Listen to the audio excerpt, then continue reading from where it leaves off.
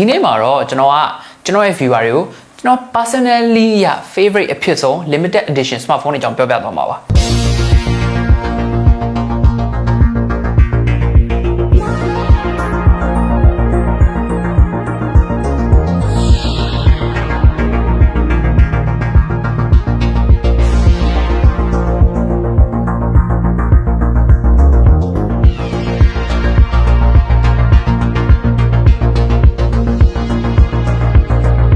limited edition smartphone လို့ပြောလိုက်တိုင်းလည်းဈေးကြီးစရာမလိုဘူးဒါပေမဲ့ဈေးကြီးတဲ့ဖုန်းတိုင်းစီလည်း limited edition မဟုတ်ပါဘူး limited edition ဖုန်းတစ်လုံးစီ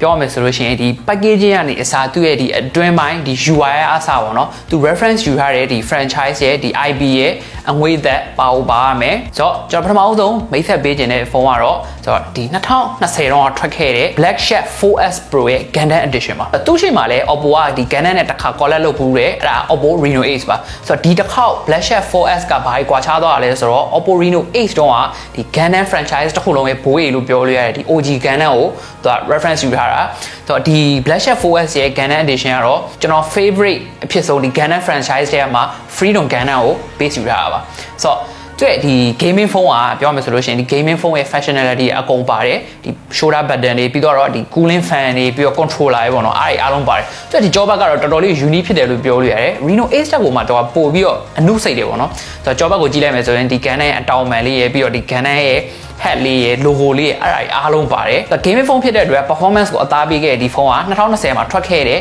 Snapdragon 888ကိုသုံးထားတယ်ပြီးတော့သူမှာ120 watt တွေပါသေးတယ်ဆိုတော့ဒီကောင်လေးက global version တော့မရှိခဲ့ဘူးဒါပေမဲ့ဒီပြောမယ်ဆိုလို့ရှိရင် gaming phone တွေထဲမှာတော်တော်လေး unique ဖြစ်တဲ့ဖုန်းတစ်လုံးလို့ပြောလို့ရပါတယ်အခါတလေမှာတော့ဒီ smartphone company ရဲ့နာမည်ကြီး artist တွေနဲ့ collab လုပ်ပြီးတော့လဲ limited edition ဖုန်းတွေထုတ်လို့ရှိတယ်အခုကျွန်တော်နောက်ထပ် favorite ဖုန်းတစ်လုံးကထွက်ထားအသိမကြသေးရဲ့ Xiaomi ရဲ့ Mi 12T Pro Daniel Ashen Edition ပါဆိုတော့ Daniel Ashen ဆိုတဲ့လူကတော့ဒီ New York based visual artist တယောက်ပါသူကဒီ sculpture တွေဖန်တီးရကြိုက်တယ်ဖြစ်တဲ့အတွက်ဒီ Xiaomi 20 Pro မှာသူရဲ့ဒီကြောဘက်ကို texture တွေနဲ့ဖန်တီးပေးထားတယ်เนาะဒီ volcanic ash တို့ဘာတို့တခြားဒီ different material တွေသုံးပြီးတော့ဒီ texture တွေနဲ့ဖန်တီးထားတယ်ဆိုတော့ဖုန်းကလုံးဝအစိမ်းအောင်ပြီးတော့ဒီသူ့ရဲ့ direct package ကလည်းလုံးဝအစိမ်းအောင်အထဲမှာလည်း box ကလည်းလုံးဝ custom made လုပ်ထားတာပေါ့เนาะဆိုတော့ဒီကောင်ကိုဒေါ်လာ820နဲ့ရောင်းတယ်ဆိုတော့ဒီကောင်ကတော့ global version ပေါ့เนาะ20ဖြစ်တဲ့အတွက်ဆိုတော့တော်တော်လေးကိုမိုက်တဲ့ဖုန်းမှာဒီအစိမ်းအောင် emerald green ကိုကြိုက်တဲ့သူတွေအတွက်ဆိုလို့ရှိရင်ဒီကောင်ကလုံးဝကိုမျက်လုံးထဲမှာတော်တော်လေး visually stunning ဖြစ်တဲ့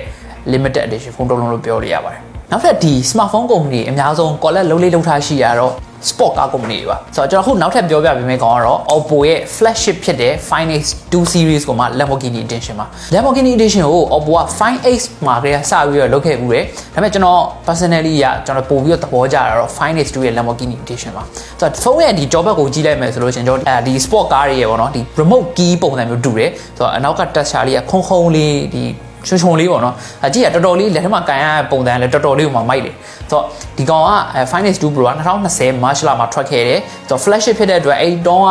flagship specs တွေအားလုံးပါတယ် Snapdragon 865ဒီနောက်ပြီးတော့ 120Hz ဘာညာဒါတွေအကုန်လုံးပေါ့နော်ဆိုတော့ဒီကောင်ရဲ့ဒီ edition ကတော့ပြောမယ်ဆိုလို့ရှိရင်တခြားသောကုမ္ပဏီ collab လုပ်ပူရရှိရဲ့ Porsche တို့ဒီ BMW တို့ဘာလို့ပေါ့နော်ဆိုတော့အဲ့ထဲမှာဒီကောင်ပို့ပြီးတော့မှ luxury ဆန်တယ်ပြီးတော့ပို့ပြီးတော့ visually striking လေးဖြစ်တဲ့ edition ဖုန်းတစ်လုံးလို့ပြောလို့ရပါတယ်ဆိုတော့အခုကြည့်လိုက်မယ်ဆိုလို့ရှိရင်ဒီ limited edition ဖုန်းတော်တော်များများဒီတရုတ် Chinese company ကထုတ်တာများရပါတော့ဆိုတော့ Chinese company မဟုတ်ပဲတခြား company ကထုတ်တဲ့ limited edition ဖုန်းတွေလည်းရှိပါသေးတယ်ဆိုတော့ Samsung ကပြောမယ်ဆိုလို့ရှိရင် limited edition ဖုန်းတော်တော်များများထုတ်ခဲ့ပူတယ်ကျွန်တော်ဒီ Galaxy S5 တို့ S6 တို့ခစ်ကြရပါတော့အဲ့ကြရထုတ်လာတယ်မမရဆိုလို့ရှိရင် S6 တို့ဘာလို့မှာဆိုလို့ရှိရင် Marvel Avengers Edition တို့ဘာလို့ရှိခဲ့တယ်ဒီ S7 မှာဆိုလို့ရှိရင်လည်း Batman The Dark Knight Edition ဆိုပြီးရှိခဲ့တယ်ပေါ့နော်ဆိုတော့အဲ့ဒါအပြင်မှာသူတခြားဒီ foldable တွေမှာလည်းဒီ designer တွေနဲ့ collab လုပ်ထားရည်ရှိရ Thomas Brown တို့ပေါ့အဲ့ဒါမဟုတ်ဘဲနဲ့ဒီ movie franchise ကနေပြီးတော့ယူပြီးတော့နောက်ဆုံးထုတ်ခဲ့တဲ့ limited edition ကတော့ဒီ2019တော့ဒီ Samsung Galaxy Note 10 Plus Star Wars Edition ပါဆိုတော့ဒီကောင်လေးကပြောမယ်ဆိုလို့ရှိရင်ဒါနောက်ဆုံး Samsung လုပ်ခဲ့တဲ့ဒီ movie franchise ကနေယူထားရတာပေါ့နော်ဆိုတော့ပြောမယ်ဆိုလို့ရှိရင်ဒီ Note 10 Plus အမဲအောင်မှာသူက ring camera ring လေးရဲ့အနီအောင်လေးရဲ့နောက်ပြီးတော့သူ့မှာပါလာတဲ့ accessory ရဲ့လည်းဒီ black နဲ့ red color wave ကိုပဲသုံးပေးထားတာဖြစ်တဲ့အတွက်ပြောမယ်ဆိုလို့ရှိရင်တော်တော်လေး stand out ဖြစ်တဲ့ limited edition ဖုန်းလို့ပြောလို့ရအောင် Star Wars fans တွေဆိုလို့ရှိရင်တော့လုံးဝ collab လုပ်တဲ့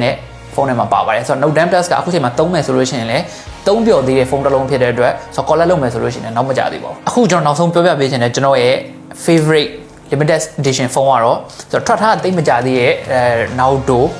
edition ဖုန်းလေးပဲဖြစ်ပါတယ်ဆိုတော့ Realme ရဲ့ GT Neo 3 Naruto edition လေးပါဆိုတော့ဒီကောင်လေးကပြောမယ်ဆိုလို့ရှိရင်လုံးဝ flash တော့မဟုတ်ဘူးဒါပေမဲ့ upper mirage level မှာရှိတယ်ဆိုတော့ဈေးကလည်းအရင်မများဘူးဒေါ်လာ400ပတ်ချလေးလေးပဲရှိတယ်ဆိုတော့ Naruto fan တွေအတွက်ဆိုလို့ရှိရင်ဒီကောင်လေးကတော်တော်လေးမိုက်တဲ့ဖုန်းလို့ပြောလို့ရပါတယ် packaging ကနေအစားဒီဖုန်းရဲ့ design ရောပြီးတော့အထက်က UI တွေ theme တွေအစားလုံးဝ attention to detail တော်တော်လေးကို detail ကြဖန်တီးပေးထားတာပါဆိုတော့အကြိုက်ဆုံးကတော့ကျွန်တော်သူ့ရဲ့ဒီ packaging လေးကိုတော်တော်လေးသဘောကျတယ်ဘာလို့လဲဆိုတော့ scroll ပုံစံမျိုးလေးလုပ်ထားတာပေါ့နော်ဆိုတော့ဒီဖုန်းလေးကိုကျွန်တော် review လေးလုပ်ထားမှုပါတယ်ဆိုတော့ကြည့်ချင်လို့ရှိရင်တော့အောက်က comment မှာကျွန်တော် link လေးချပေးထားပါမယ်ဆိုတော့ဒါတွေကတော့ကျွန်တော်ရဲ့အကြိုက်ဆုံး limited edition smartphone တွေပဲဖြစ်ပါတယ်ဆိုတော့တိတ်မကြခင်မှာလည်းကျွန်တော်နောက်ထပ်တော်တော်လေးလမ်းတဲ့ edition ဖုန်းလေးတစ်လုံးကို unbox လုပ်ပေးဖို့ရှိပါတယ်အဲ့ဒါလေးကတော့ဒါလေးပါအားလုံးပဲ stay tuned ပါအားလုံးပဲ see you